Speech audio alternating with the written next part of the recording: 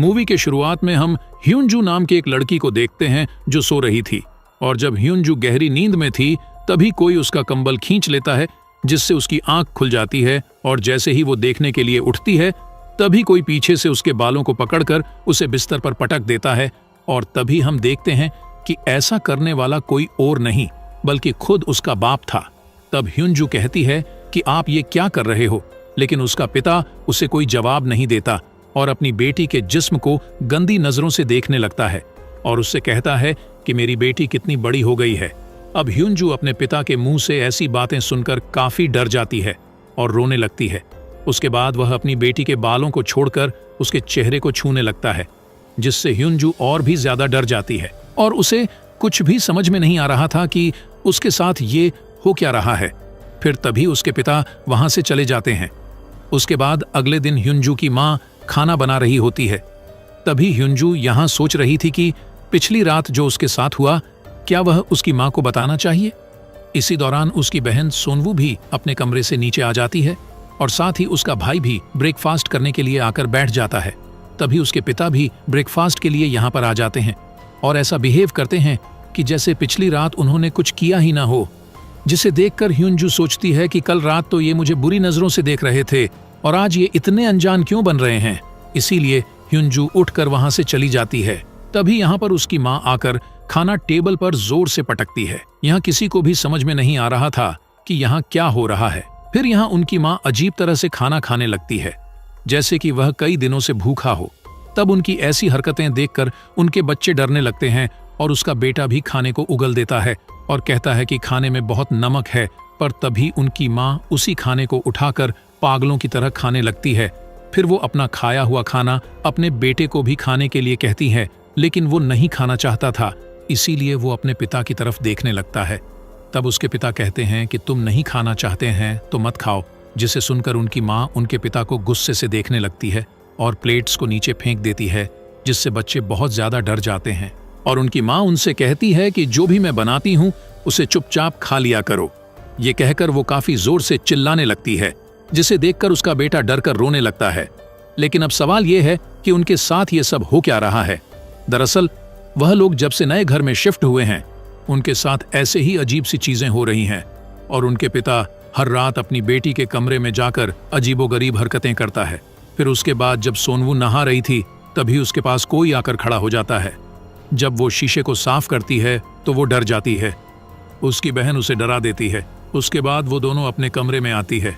तब ह्यूनजू अपनी बहन को अपने पिता के बारे में बताती हैं कि कैसे हर रात वह उसके कमरे में आकर अजीबोगरीब हरकतें करते हैं, जिसे सुनकर सोनवू काफी हैरान हो जाती है कि उसके पिता ऐसा कैसे कर सकते हैं। तभी उनके पिता भी वहां पर आ जाते हैं, जो उनकी बातों को सुन लेते हैं, जिसके बाद वो वहां से एक चाकू उठाकर उनके ऊपर हमला करने की कोशिश करते हैं। पर सोनवू उन्हें धक्का देकर वो दोनों बहनें वहां से भाग जाती है।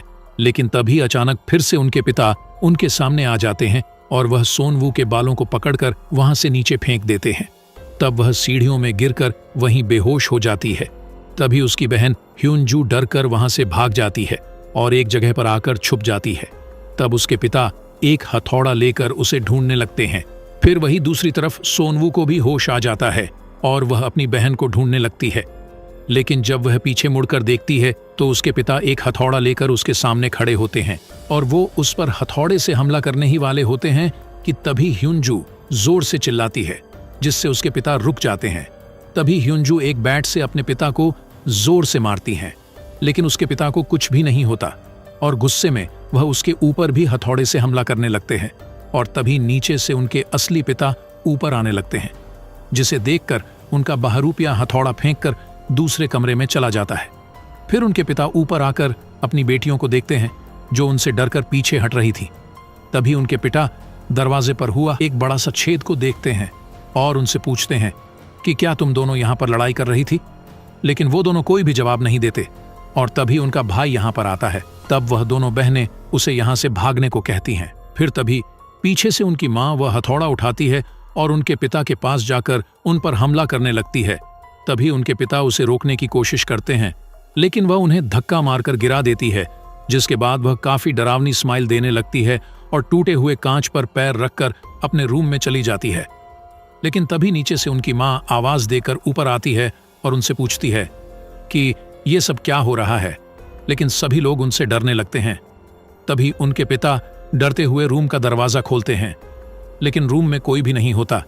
पर उनके पिता फ्लोर पर पड़े हुए हथौड़े को देखते हैं, जिसके बाद उनकी माँ अपने बच्चों से पूछती हैं कि क्या हुआ, लेकिन वो तीनों अपने माँ से डर रहे थे। फिर अगली सुबह उनके पिता अपने भाई को घर बुलाते हैं, जो चर्च का एक फादर होता है, और अगले दिन वह उनके घर आता है। तब फादर उन्हें ऐसे ही अजीब घटनाओं के बारे में बताता है, लेकिन उसका बड़ा भाई इस सब पर विश्वास नहीं करता था। फिर रात को ये लोग एक साथ एक ही रूम में सोने का डिसाइड करते हैं। उसके बाद आधी रात में छोटे बच्चे को टॉयलेट आती है और वह बिना किसी को परेशान किए अकेला ही वॉशरूम में चला जाता है। तभी उसके जैसा ही दिखने वाला एक बहरूपिया वहां आता है, जो एक चाकू उठाकर अजीब सी स्माइल करता है, और वह फादर को मारना चाहता था, लेकिन वो उसे नहीं मार पाता और ऐसा लग रहा था कि उसे किसी चीज ने रोक लिया था। तभी फादर अपनी आंख खोलते हैं और वो समझ गए थे कि यहाँ पर खतरनाक आत्मा का साया है, लेकिन फादर इस चीज से अकेले नहीं लड़ सकते थे, इसीलिए वो अपनी एक सीनियर फादर से मदद मांगते हैं। फिर सभी सीनियर बैठकर बात करते हैं कि आखिर इस फैमिली को उस आत्मा से कैसे बचाया जाए, और वह सभी मिलकर एग्जॉर्सिज्म करने का फैसला करते हैं। फिर अगले दिन फादर्स की टीम उनके घर जाने के लिए निकलते हैं और उनका भाई उन्हें पिकअप करता है, लेकिन रास्ते में कौआ उनके गाड़ी में अटैक करते हैं और साथ ही उनके गाड़ी का ब्रेक फेल हो जाता है, जिससे गाड़ी का बैलेंस बिगड़ जाता है और गाड़ी एक खाई में जाकर गिर जाती है। फिर दूसरी तरफ उनके पिता सोनवू को बेड से बांध देते हैं।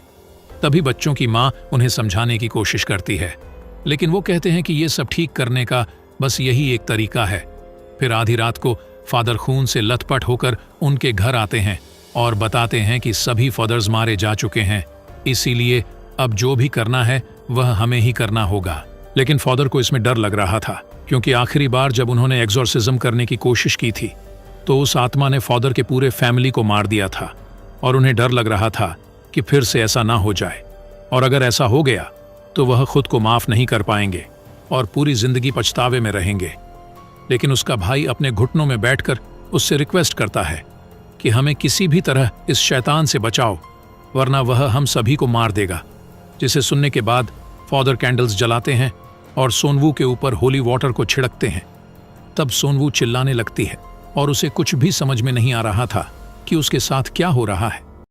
उसके बाद फादर सोनवू के सीने पर एक क्रॉस रख देता है और उसे एक छड़ी से मारने लगता है।